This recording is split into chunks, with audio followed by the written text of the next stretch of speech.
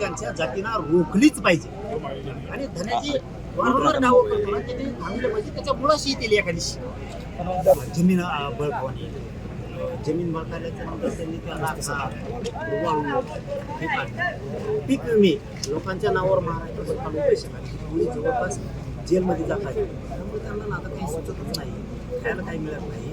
त्यामुळे हे असे कृत्य घडून आला आहे. आता महादेव मुंडेंचा त्याच्यात सुद्धा नार्को टेस्ट आताच फोन होता. नार्को टेस्ट त्या आरोपींची झाली. आता त्याच्यातही पुढे येईलच. कारण हे यांनी एवढी चूक केली ना, यांनी विनाकारण या मुळे वाढून ठेवल्यामुळे त्यांच्या जातीच्या मुळावर आल्या.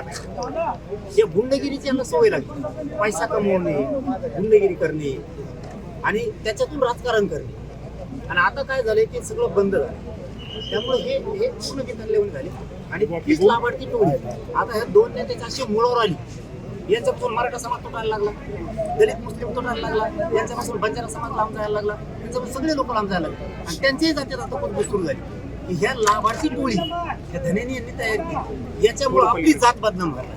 कारण आमची मराठा समाज या जातीवर इतकी माया करायचा, इतकी इज्जत करायचं त्यांची. पण यांनी असले प्रकरण सुरू केल्यापासून लोक त्यांची माया इज्जत करीना आणि हे त्यांच्या जातीच्या हुशार लोकांच्या लक्षात यायला लागलं. या लाभार्थी टोळीमुळे आपली जात बदनाम व्हायला आणि म्हणूनच यांना दंगल घडवायची या लाभार्थी टोळी. आणि नेमकी आम्ही ते होऊ देत नाही. कारण जातीय दंगल झाल्यावर काय चांगले गरीब लोक आहेत ना त्यांच्या विनाकारण त्यांच्या सुद्धा मुळावर येणार आहे की लाभार्थी टोळी त्यांच्या जातींना रोखलीच पाहिजे आणि धन्याची वारंवार नावं करतो ना त्यांनी थांबलं पाहिजे. त्याच्या मुळाशी येतील एखादीशी.